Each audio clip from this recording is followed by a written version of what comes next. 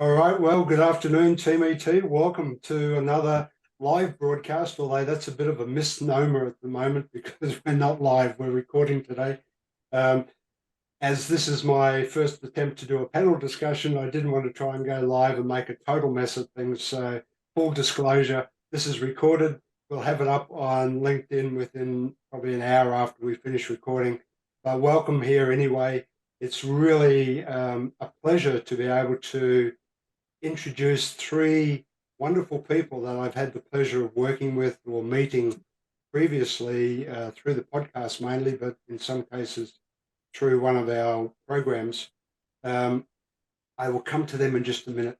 But the reason behind why we're doing what we're doing today is because at the end of this month, we're running a 3-day challenge. It's a 3-day storytelling challenge that will start on the 25th of this month, April, runs for 3 days, only 90 minutes each day, so not a full 3 days, 90 minutes each day. And this is one of the campaigns that we're running to create a little bit more awareness and to help people understand what it is we're going to be talking about. But it's really a 3-day storytelling challenge. So with that said, now let me bring you on to our guests, and I'll start with, in my screen, the bottom left corner. I'm not sure how you see it, but Miss Susanna Lähteelä.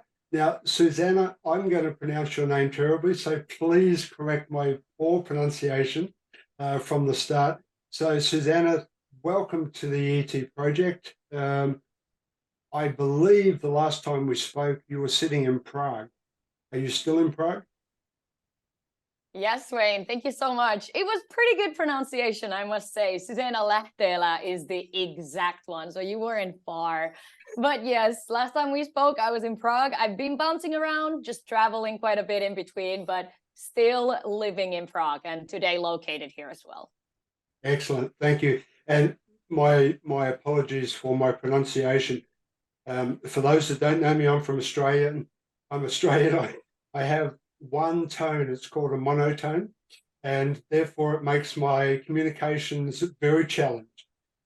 You may not realize I'm sitting in Shanghai at the moment, and my other two guests come from China. So you'll know the challenges that I'm facing in China with your four tones, with my monotones. So apologies to everybody in advance, but it is what it is.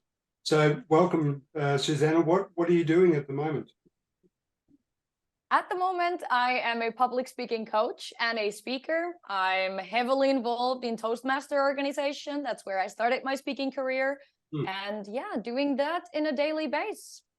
Wonderful. And loving my life. And very humble. So Susanna is a 3-time Eastern European public speaking champion. So yes, not only working in Toastmasters, but very accredited. So great to have you on. I really look forward to your contribution in our discussion today around communication and storytelling. All right, well, Thanks, Wayne. Happy to be here. Thank you. Let's stick with the ladies first up. Liu, I'm going to push you to the end. So, Tiffany, welcome to the ET project. Again, great to be able to connect with you again, Tiffany Cheng. Now, as you can probably see, Tiffany is from China, well, Asian, but from China originally. But at the moment, are you still sitting in Brussels? Yes, so I'm originally from Shanghai, China, and I've been living in Brussels, Sweden in the last 10 years. Fantastic. And we'll touch on what you've been doing in that period, but I'm also in Shanghai. So when we first met, if I recall correctly, Tiffany, we had a lot of common discussion points around living in Shanghai, and your husband is not Chinese, your husband is European, whereas my wife is Shanghainese. So we come from the opposite sides of the relationship scenario, which creates a lot of communication challenges. I'm sure we'll have opportunities to talk about those as well today. So welcome to the show. Great to have you with us. Yeah, thank you. Thank you for that. I mean, thinking about working cross-culture, now thinking about living cross-culture under one roof. So that's definitely interesting. Oh, it is. It's never dull. It's never boring. No. And Susanna, I should say, you also are really living cross-cultural because your husband is American, if I recall. Yes, indeed. I'm originally from Finland. My husband is from America, and we live in Prague. We're a weird mix. But that's part of the beauty of this whole panel discussion is that we are so diverse and we have such a range of experience and exposure to, in particular, the ways of communicating within different cultures. And I'm sure we'll get into that as we go. All right, so Liu, that leaves me with you as probably, well, definitely, not probably, as my most recent guest on our podcast. In fact, it was only released yesterday. So even though we spoke a while ago, the actual episode was only released yesterday. So you've been really greedy this week with your visibility on the ET project. Thank you for that. Thank you. Thank you very much, Wayne. Thank you for having me on the program again. So yes, I was so looking forward to this morning, really. Thank you. And you're sitting in the UK. You're still in this little township of Horsham, I guess. Yes, I normally live in Horsham, West Sussex County in the southeast of England. Right. At the moment, I'm on holiday in St. Ives in Cornwall, the west part of the country. Interestingly, similar to all of you, so I am actually from China originally, from Kunming, Yunnan province, southwest of China. And I married a British wife, so she's from Horsham. So, and then we are living in England now, but when we first got married, we lived in Thailand for a year. So like Wayne said, we all have our interesting mix and exposure in different countries. And I have to tell you, from my experience, this broadens my perspective of life, of relationships, of the way that we communicate exponentially. When I came together with my partner, and I'm guessing it was similar for all three of you. Yes, absolutely. And like you mentioned earlier, the it's interesting, but also the challenge is also ongoing on a day-to-day basis. Yeah, that's one of the reasons that I'm really excited about the four of us coming together here, because we do have this exposure that probably the largest portion of our listener base hasn't experienced. And whilst it's a challenge, depending on how you look at the world, half full, half empty, whilst it's a challenge, it's really a very enjoyable experience. In my case at least, I don't want to talk for everybody, but and knowing the three of you as I do, I think it's probably the same for you. Let's jump into talking about communication, because all three of you are experts in your own right within certain areas of communication. It's a very broad topic.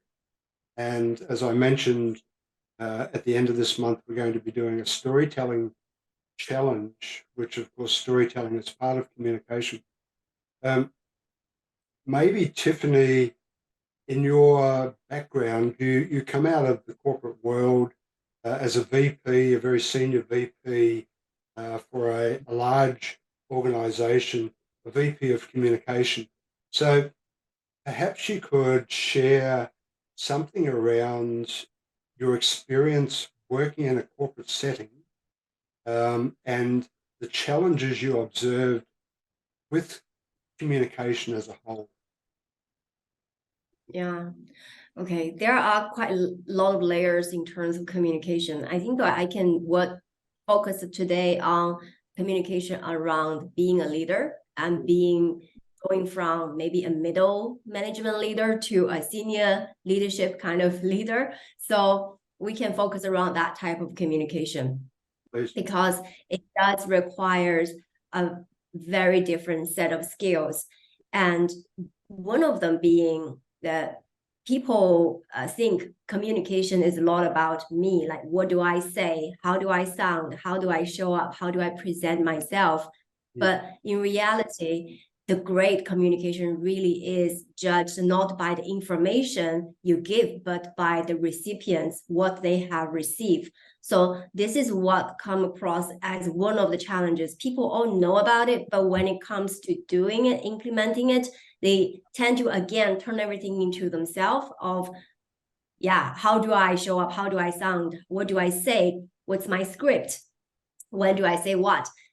Instead of thinking about the audience. And that's been one of the challenges. And now saying that is because people also tend to make things more complicated than it is. You know, our human brains we like simple stuff. When we complicate it, our brain just automatically block it. So when majority of the leaders, when they present, no matter on meetings or even job interviews, they think the audience need to know just as much as they know.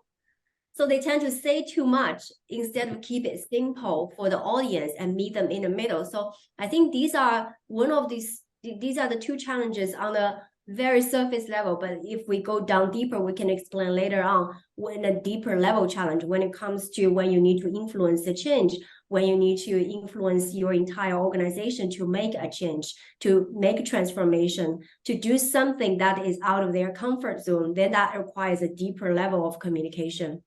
Yeah, I like that very much. You touched on a point there about complexity of the message. And one of the reasons storytelling is so powerful is because we as individuals, as humans, can associate better with the storyline than we can with things like facts and figures and complexity. So yeah. Panel, any other comments to add to what Tiffany has just shared? Yes, interesting, because when I was preparing for this live show this morning, one thing struck me similarly, as Tiffany said, is how do you reframe and communicate complex issue in a large organization? So that's something I have been doing quite a lot, and also I agree with Tiffany. It's less in small. But is how do you reframe it? That's what the complex management issue into some simple stories. Yeah, I've just finished reading a really interesting book related to public speaking, and the author touches on that particular scenario. I won't go into it right now, but if we have the chance, I'll come back to it. It is a very interesting approach. And Susanna, I can imagine coming out of the public speaking arena and your corporate background, you probably have some immediate thoughts about how you can simplify messages. Definitely. I mean, I was listening to Tiffany and I was like, I agree 100%. It's so important to know when to stop talking and know when to cut stuff out. And especially in public speaking, I mean, competitions comes without saying. You have a time limit and then you're over and you're disqualified. So you have to really niche it down. But when it comes to just communication overall, I agree 100%. Less is more when it's said correctly. So yeah. Yeah. In all of your experiences, I mean, what would you consider the norm when you look at the leaders that you've encountered? Would you lean on their ability to simplify, or do you think that they struggle and get caught up in the detail? I see them struggle with where is the line. They can sometimes go overboard and they go too simple.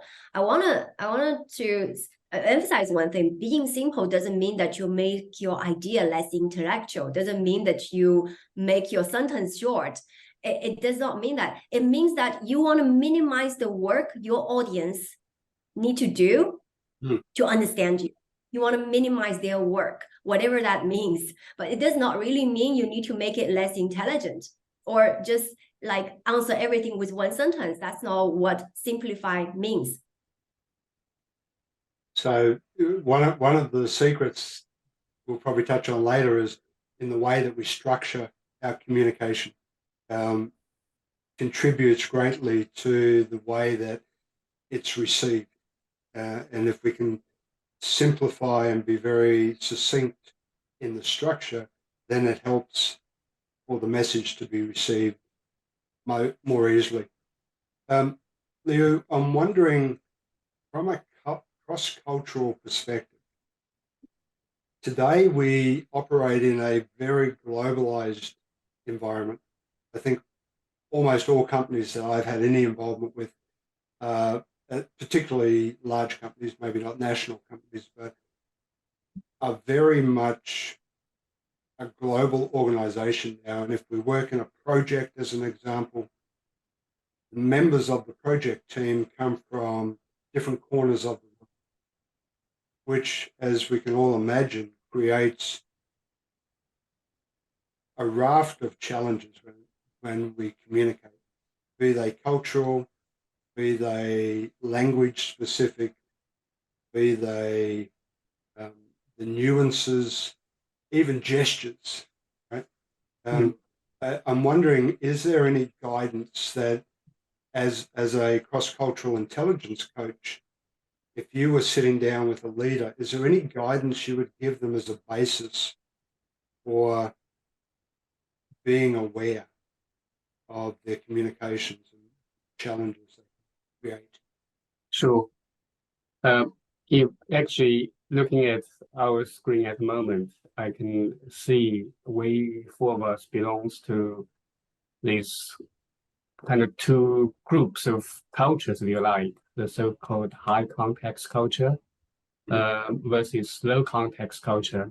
The high context culture means that when people communicate, they draw a lot from their traditions, Asian literature, and when they communicate, they have a lot of implied meanings. They have a lot of coded communications. While the low context culture is all about very being explicit, have enough facts and figures. So what I see in reality is very often these two styles of communication clashes. So when you want to communicate any issue, particularly complex issue, how do you manage these two styles of communication? So I can share my own example. Is I am, apart from being a cross-cultural intelligence coach, I'm also a senior manager in an international organization, works in 50 countries. So 5-6 years ago, I was asked to lead a corporate quality project.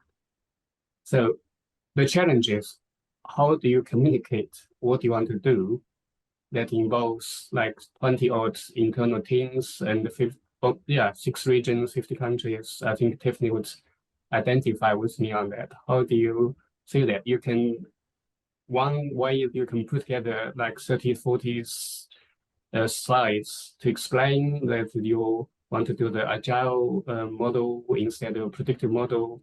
You want to manage the matrix teams, so on and so forth. So you're considering all the jargons.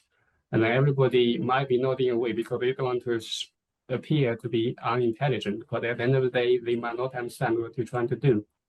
So I use the storytelling approach to explain to all the way from the board level to the people who are working in the countries.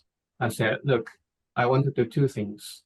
So with this project I'm leading, I want to do two things. One is I want to sell Apple product. I said, whatever meaning, just pick few pilot projects. So we learning by doing so, but we always have a product under test. So whatever you you do, it's like your iPhone 3, iPhone 4, we keep updating as we go. And then as in terms of team, it's, yeah, you can explain the matrix team from until the cows go home. But then I just say, look, I welcome everybody. So I'm creating an Amazon system. So if you look at how Amazon works, is they create a platform. Everybody can come join to sell their products. I said, yeah, everybody is welcome. So you just join in a team and do your bits. And yeah, we work towards the same goal. And that way, and people understand what we're trying to do. Very interesting. And when you talk about coding, I can imagine there's intentional and unintentional coding that goes on. People may set out with an intent to say things that have a specific meaning. At the same time, I would imagine the majority of people don't really give it that much thought, and they speak without considering the consequences, even though it might be loaded with a whole range of different codes, as you mentioned. Would that be the case? It is. With the coded communication, particularly coming from, it's used largely in Asia, in Africa, all this high context culture. The danger is the person who's communicating might intend to imply one thing, but then because it's not explicitly explained, and the listener end up interpret it in a different way. So that's where the danger comes in. And then at the end, you think, how come that's not what I meant? But because you didn't explain clearly what you meant. Right. Yeah, the result is totally different. I'm sure we've all had some experience like this. Susanna, when you set out to compete, so when you're preparing yourself for a competition, what's the process that you go through? Is there a structure in your preparation? Good question. I'm actually right now in the competition season again, so fingers crossed for this year. But what has been this year my preparation? It has definitely changed in the last 3 years. First year, I didn't really do much. I just went for it and spoke and hoped to be on time. And second year, I definitely put a little more effort into it, and I started thinking about structure just a little bit.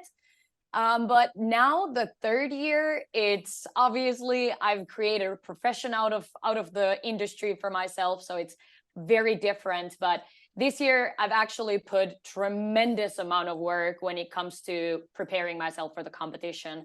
It has not just been creating the story or the speech. That's just very minor part of it. Even though a lot of people might think, oh yeah, that's your story, that's what you have to create, and then you're done and you can go when you learn your story.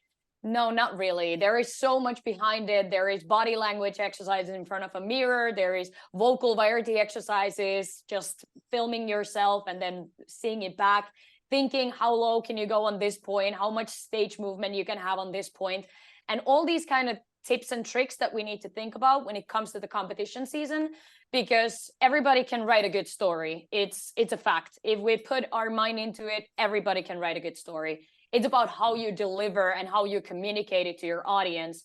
And the main thing, what I want to keep in mind, and what I also teach to my clients every single week, is think about the emotion behind it. So it's not just about you delivering it to your audience. It's what emotion do you want to give to your audience? And this is something, sadly, I realized when I worked in the communication field in my corporate background. Granted, I'm not there anymore, but I did notice that constantly, that it was quite monotone when it came to emotion level in the corporate, which was sad because in my opinion, it's more interesting when we communicate with an emotion. If you really have passion towards what you do, put a little more passion towards your words as well. That's something that I have such a tremendous passion myself. So it was sad to see that in corporates that wasn't the case. But in the competition season, I'm very happy that in there, through the Toastmaster organization, you can just implement as much as you wish. And it's great to see the feedback and then implement that to the next level if you win, and so on and so on. So that would be in a nutshell kind of how I have prepared. Right. And that's an interesting comment about the expression of emotion and putting passion into the role of being a leader. I have my own thoughts about why that probably is, but Tiffany, in your experience, what do you think about Susanna's observation? Well, that's absolutely true. I think, well, most of the time people prepare what they say. They forget to prepare the performance.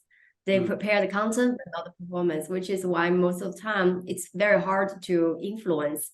And earlier on, I mentioned about when you want to make a bigger change and you want thousands of even 100,000 employees to follow your lead. That is where what Susanna said comes into place, because there are really 3 levels of resistance when it comes to when people accept a news, a change, a transformation, a new strategy, whatever that is that makes people a little uncomfortable and they will need to work differently or work extra miles. That is the first level, is really that I don't get it.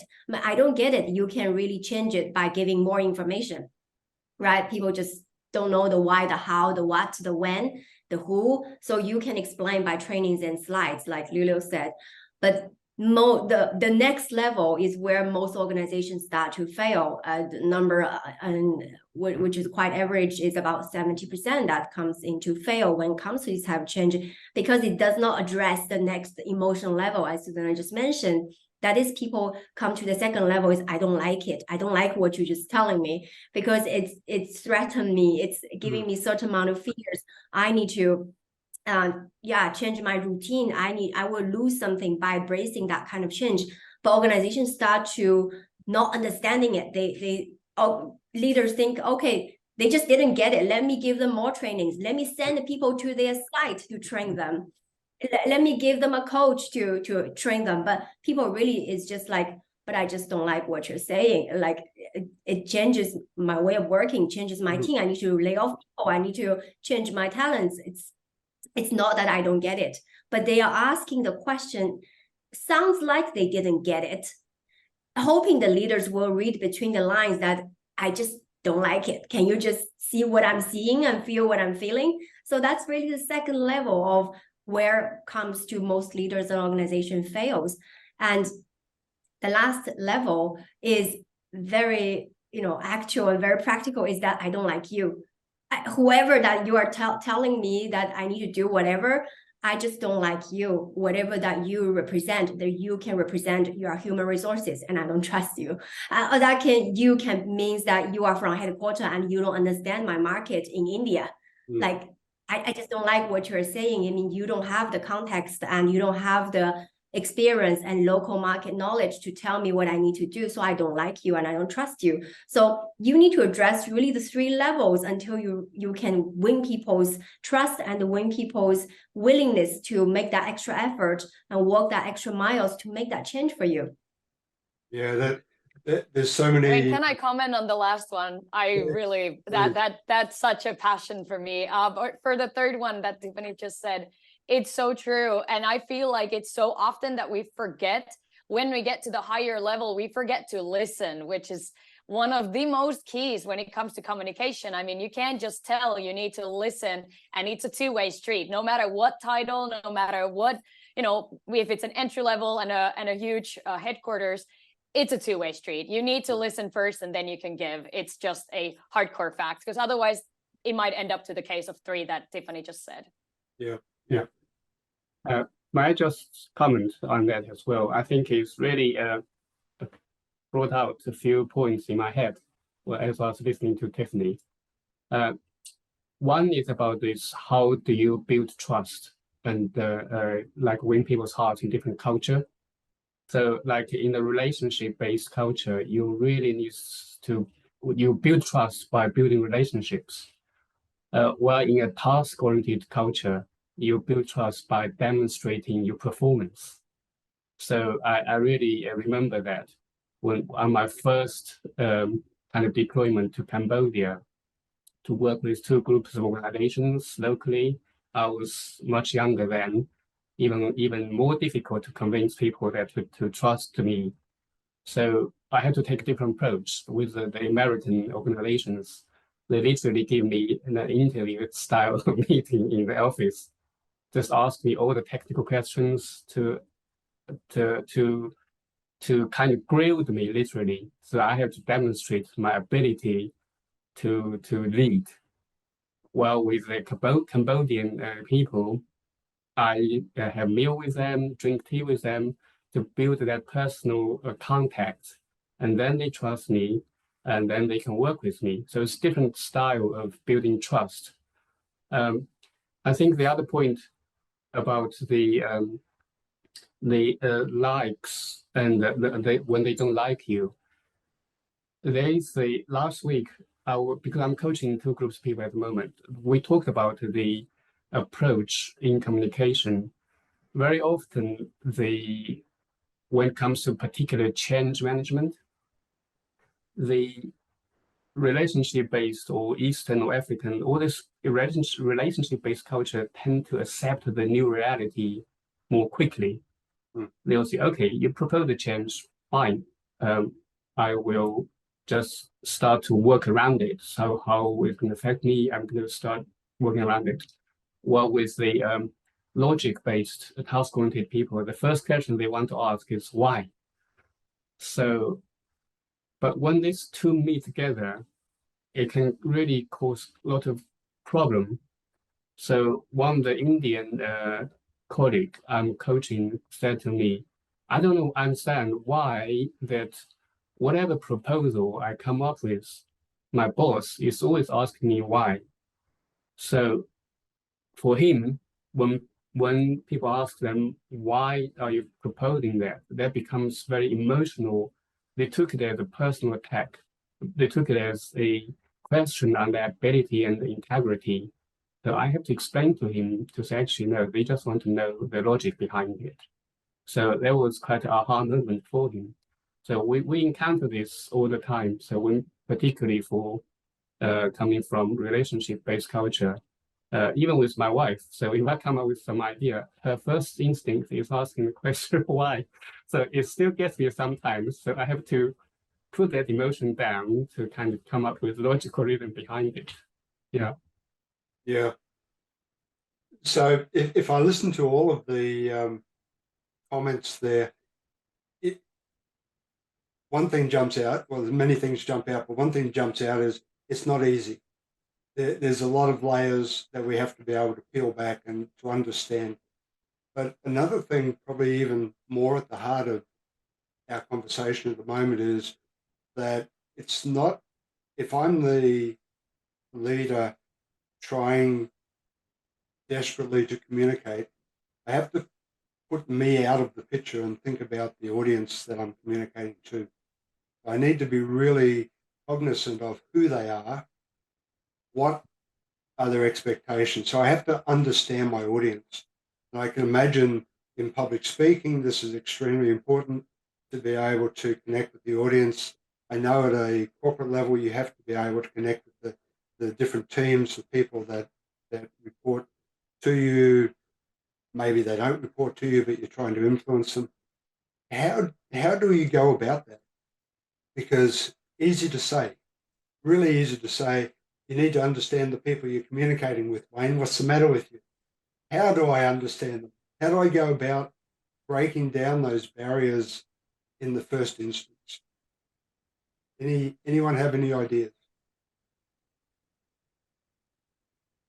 Maybe I can start to. Sorry, Tiffany, go ahead. You go ahead. No, you go first. Okay, I'll start.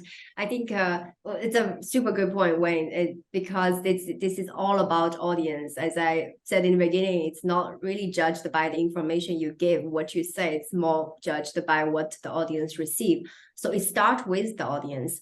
I lay out a 3-step normally to how to do it in terms of how to do it. I think it starts from, so there are these 3 steps. First step, you want to connect with yourself and connect with the audience. And second step, you want to create your message. And last, you communicate. So before you even say anything, you have these two things you need to do in the front, which is connect and create.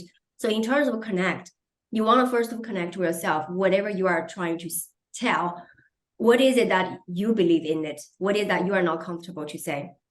And how are you personally believe in it or not believe in it? So you want to connect with yourself first, because if you don't even think it's a good idea and you go about implementing it, you just say, well, my boss made this decision, I'm just here to deliver it. People will not at all trust you and this is not the kind of a good leader we want to have, right? So you want to communicate with yourself first. Maybe there are certain elements of you don't even believe in it too, because this decision does come from a headquarter, from someone else. It's not your call. So you want to address that with yourself. And the second level of connect is really connect with audience. Understand a few questions. First of all, what do they already know about it? What do they need to know about whatever you are going to say? And what are they already doing with it? So you need to meet them in where they are, not assume that they haven't done anything about it, right? So you want to look at what they have already done with this. Maybe they have already made a lot of effort to meet them where they are. And you want to also address what is it that they need to know to get to the next step.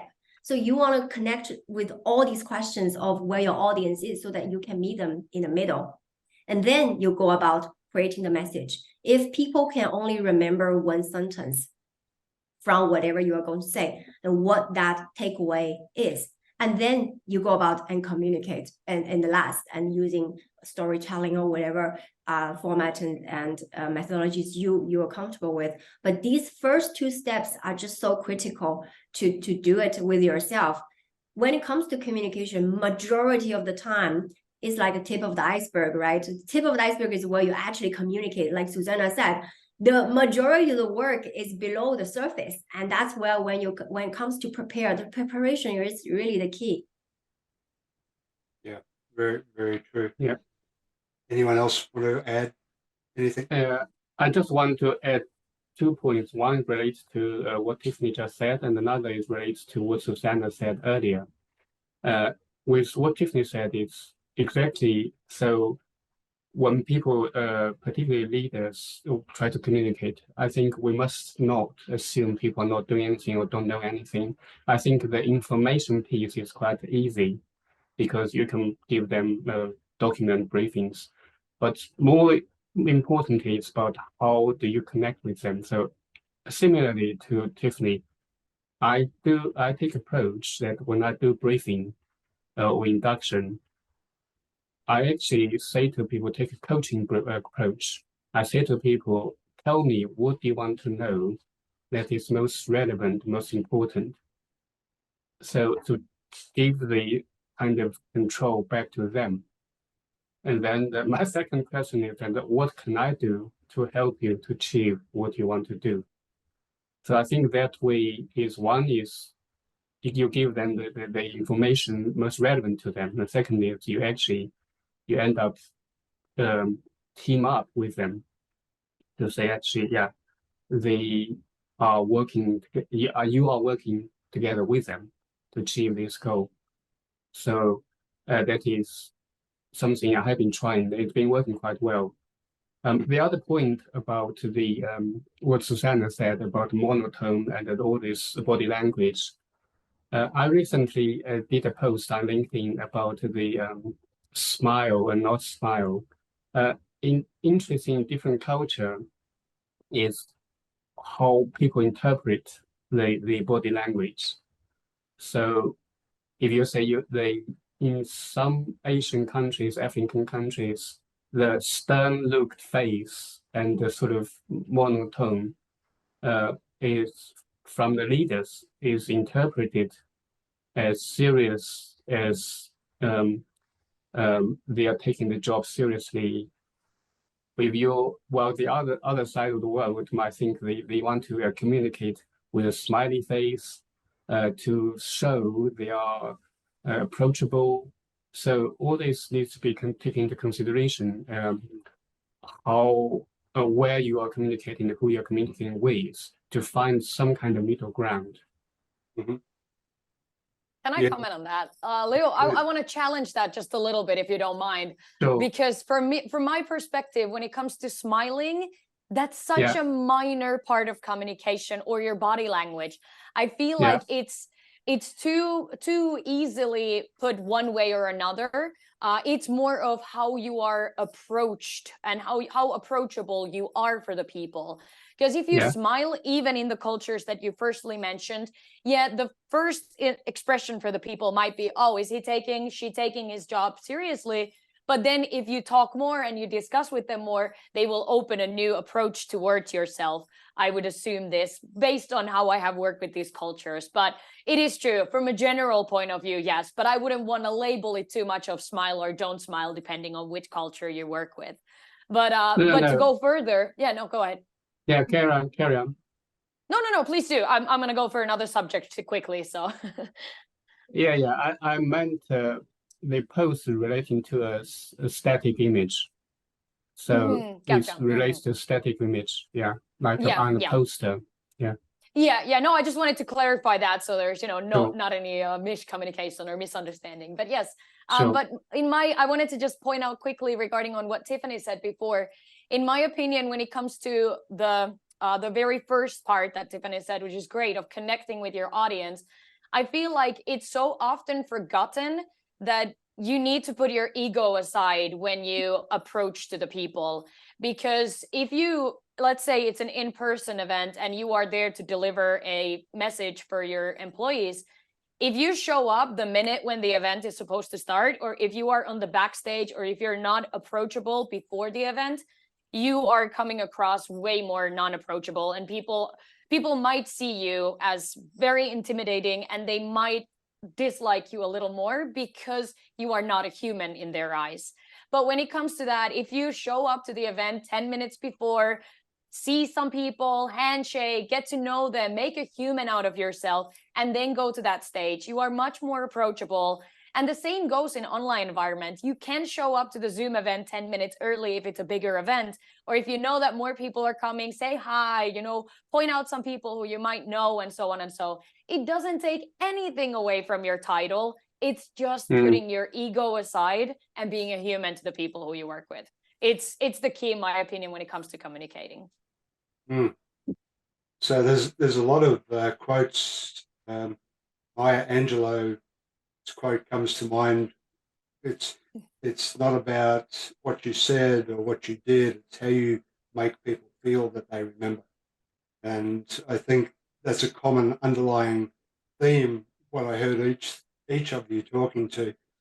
I know in public speaking, and correct me if I'm wrong, Susanna, there's an expression that says, show me, don't tell me. Yes. And for me, I like that because it makes me step back as a leader and think, how do I show, and step away from my ego with the title that says leader, and have a conversation with people rather than pitch something to them as a boss, to help them feel that connection that Tiffany's talking about. I'm just wondering, when you're public speaking, this I imagine would be one of the primary targets, maybe, for what you're delivering. Would that be right? Definitely. Yes, definitely. You are 100% correct. I want to give a tip, however, when it comes to how to put your ego aside. Number one thing is practice in front of a mirror. Your ego goes aside when you actually see yourself as a human being in the mirror, and imagine yourself watching yourself from an audience perspective. I do this every time when I practice for a competition. I want to see myself speak, and I film everything that I do so I can evaluate it. But it's all about putting yourself into your audience shoes. It doesn't matter what the audience is. It's always just thinking from that perspective. But yeah, I agree 100%. In public speaking, I mean, yes, you need to tell them because you need to use your words, but you need to show more than you need to tell. That's 100%. I agree.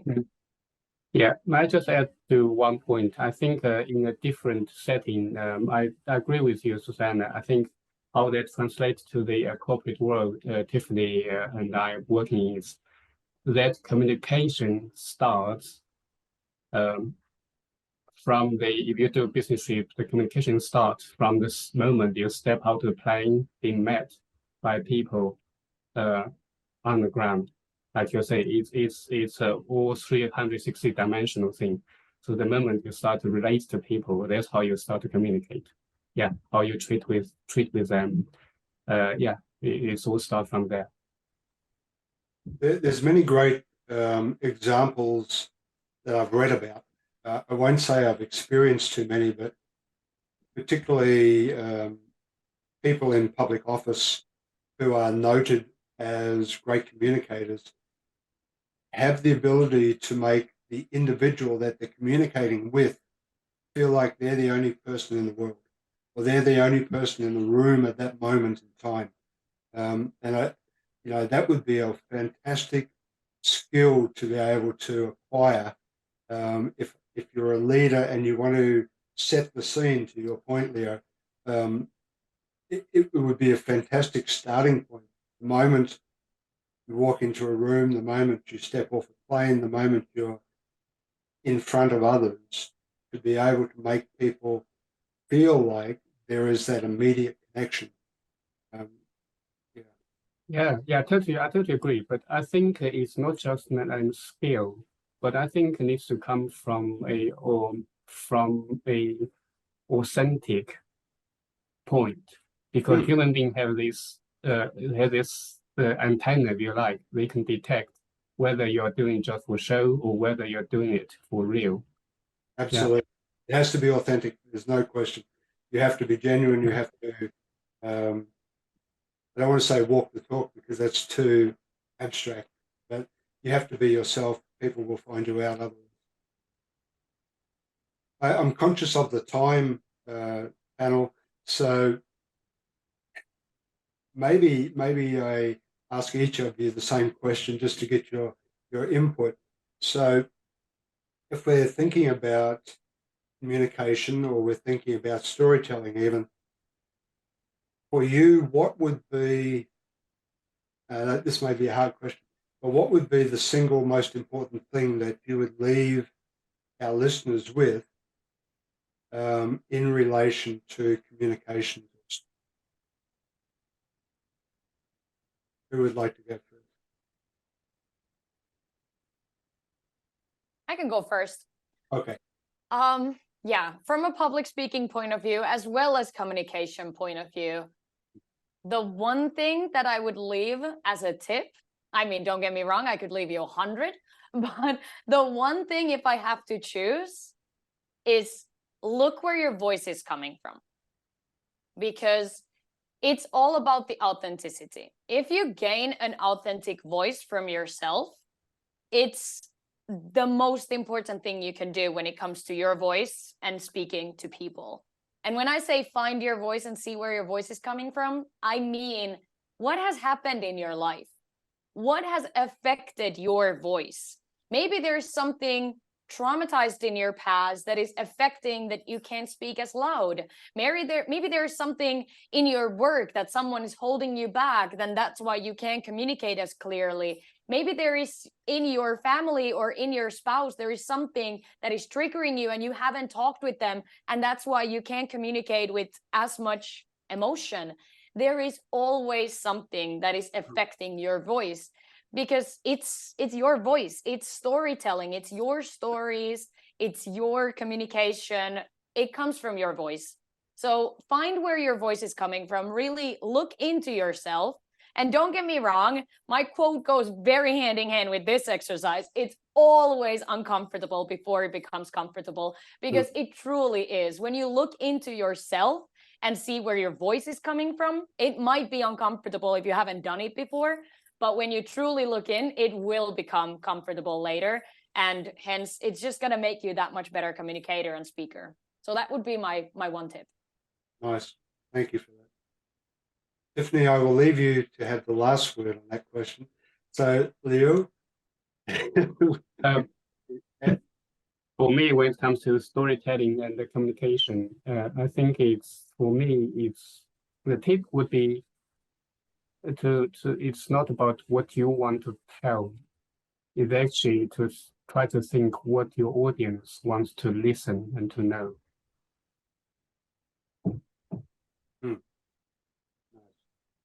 Thank you. All right. Well, Tiffany. Yeah, I want to come back a little bit to storytelling as well. I think let's imagine words as noise and music as story, right? Music is just random noise, information organized in a structured way.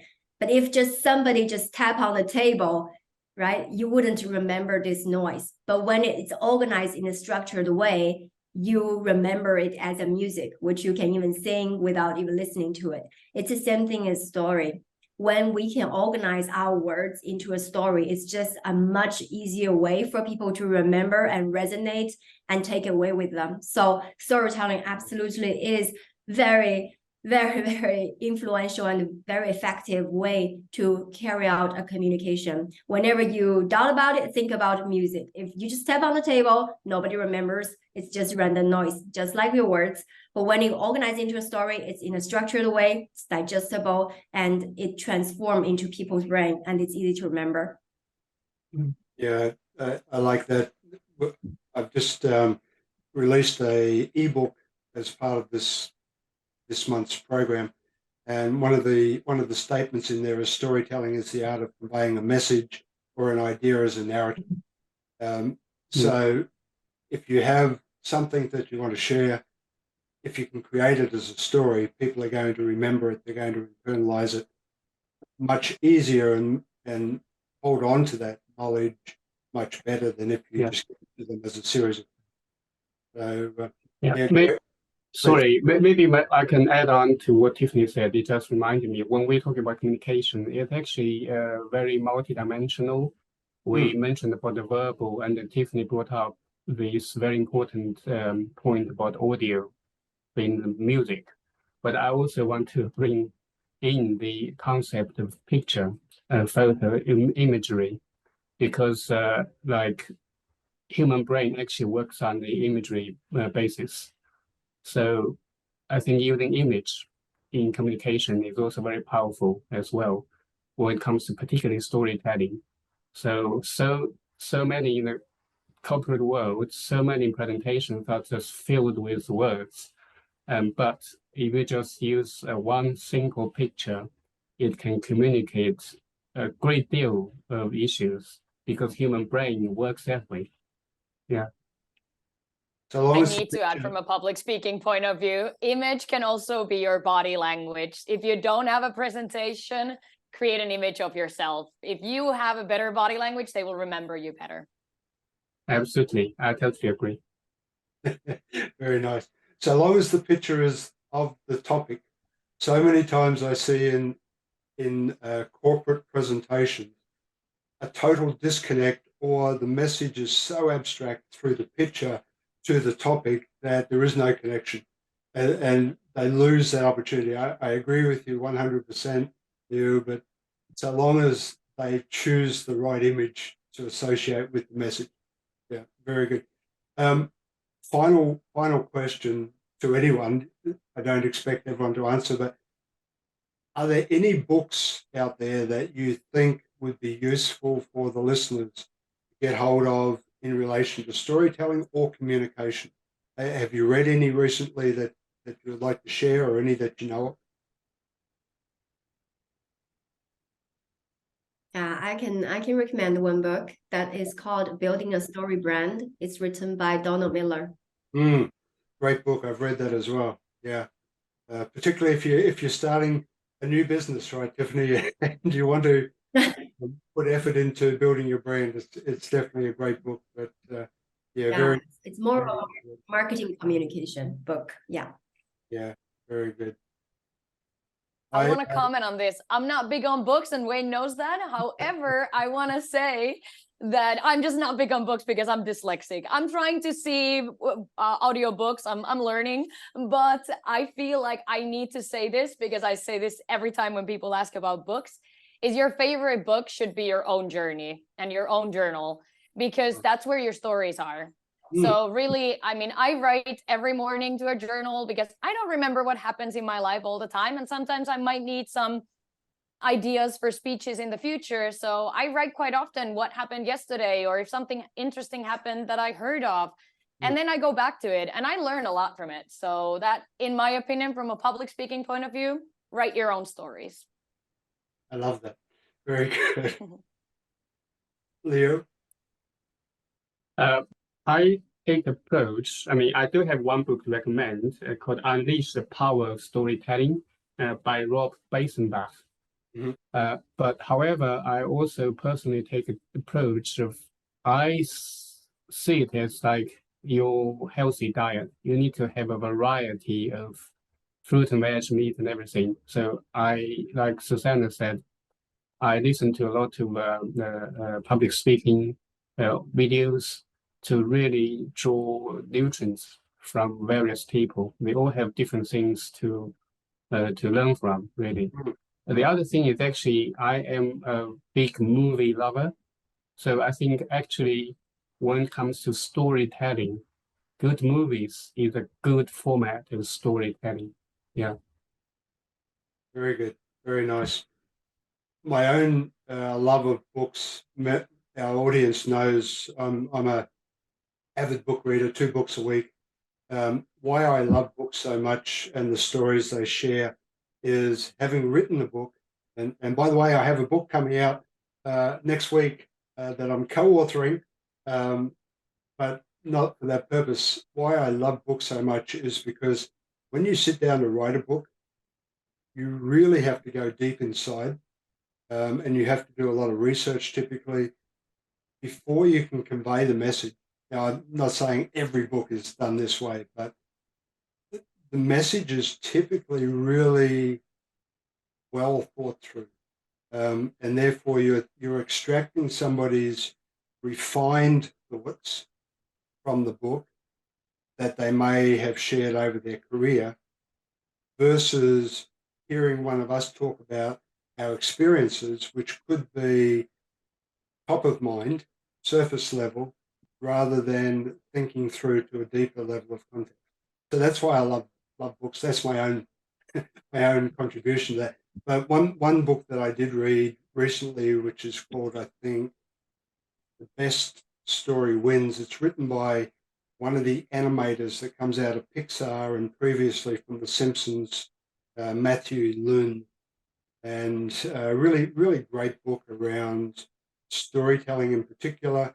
And I'm not sure how many of you know about the hero journey method that's used in storytelling, but that's essentially what those 2 shows, or Pixar and The Simpsons, use. They use the hero's journey as their methodology for telling a story.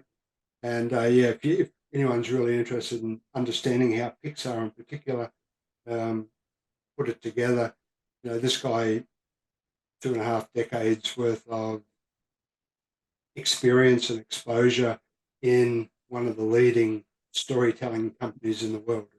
So yeah, really a great book. But panel, we're out of time, I have to say, and I'm sure all of you are feeling we've only just scratched the surface on this huge conversation that we could have that could go on forever. But I do want to say thank you all very much for coming on the ET project. Great conversation from all of you. Loved your input. Thank you. Anyone want to have a last word, your last chance? Anyone want to share? What are you doing at the moment?